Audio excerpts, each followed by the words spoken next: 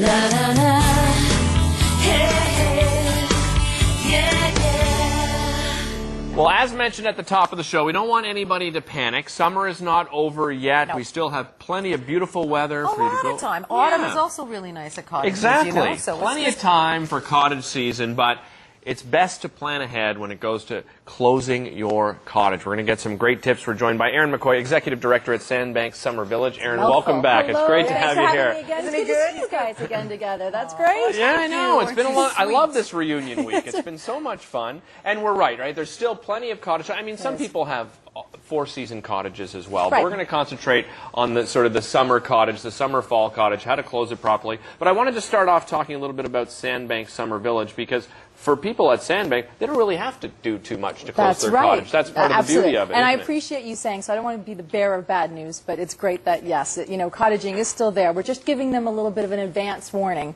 so Right. that they can be better prepared. But at Sandbanks Summer Village, it's a beautiful resort community. It's situated in Prince Edward County. It's right in the middle between Picton and Sandbanks Provincial Park.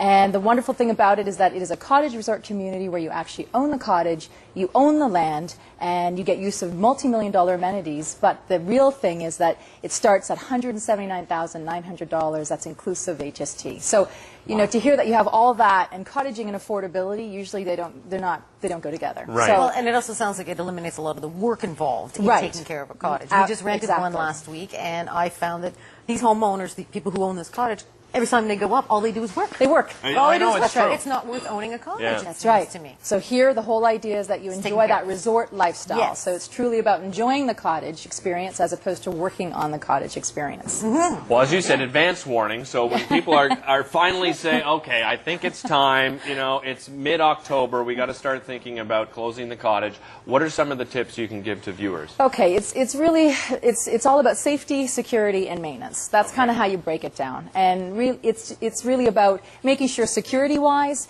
if you don't have an alarm system, okay. If you can get one, great. But there's monitoring companies out there that will actually go by and check on your place. Even for the four-season cottagers, if you're not there as much in the winter time, you need to make sure again that you want to keep animals and humans away. Right. Because they'll try and get back inside if they can. They'll reclaim, or you try and claim the cottage. So if you can't get a monitoring company, again, get to know who lives in the area. So Right. people that are considered locals in the area, let them know that if you trust them, let them know, of course, that you are going to be going away and if they can check on it for you. So letting your neighbors know, people that do live there full season, but having somebody keep an eye. A real easy thing is putting, again, alarm decals. Just putting those on Right. your windows and also on your property helps to kind of keep people away. Yeah, and there might be people staying up at their cottage, and maybe they're retired, and that's where they stay, That's right. Those are I guess, the type of people you should try to seek out, and hey, do you mind going by Yeah, once a week? certainly and don't want to having a have the word out, but absolutely. I'm leaving. I'm gone. Certainly, absolutely. Just letting those that you trust to Right. let them know that when you kind of come and go, so that way they're aware of it. The other thing too is alarm systems, just like we do in our principal residences. It's important to make sure that the batteries. We know spring and fall. Right. Fall's coming, and we need to make sure again that those alarm, for fire and for protection, that they're all battery ready.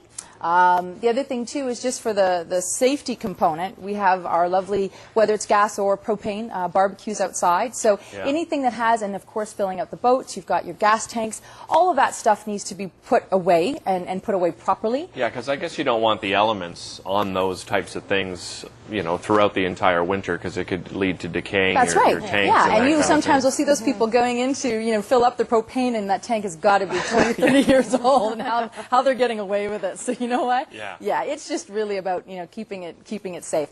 The other thing is it's an easy one, but it's outdoor furniture.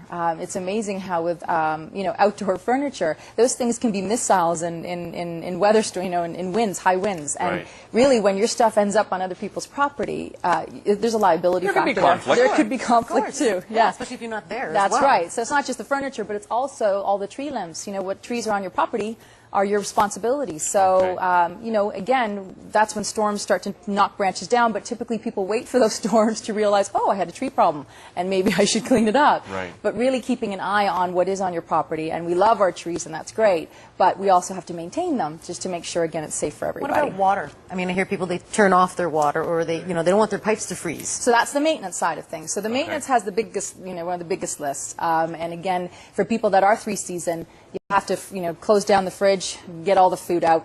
Sometimes people say, oh, we'll store things in the cupboards. Okay, cans, fine. But honestly, anything that, animals can sniff out, you're asking for trouble. Don't leave the brown sugar in the shreddies. Yeah, that's right. You're asking for trouble. But, other things too, when it comes to water, it's scary, but if you don't know what you're doing, a lot of people do try it themselves, but that small little frost that gets in that pipe because of a little water dot can cause havoc and a lot of problems, and a lot more money than paying somebody to have helped you in the first place. So if you know what to do, great. Regardless if you're 3-season, you must do it. It's mandatory, or else you're going to have some nice issues to deal with come spring. Erin, for those people that are interested in this, own your cottage resort type of atmosphere that you guys provide, what's the best way to find out more information? So again, going on our website, which is www.summervillage.ca, and on there we have a wealth of information, interactive site plans for people to see. We have 5 fully furnished models that you can come to the site. Directions are all there, so that way you can come and see one of our cottage advisors and learn more about the project. Excellent. Well, thank you so much. Yeah, really thank appreciate you guys. it. Thanks Good to for see being you again. here. You must feel like Regis, eh? I do. I feel a little like Regis. There's no doubt about it.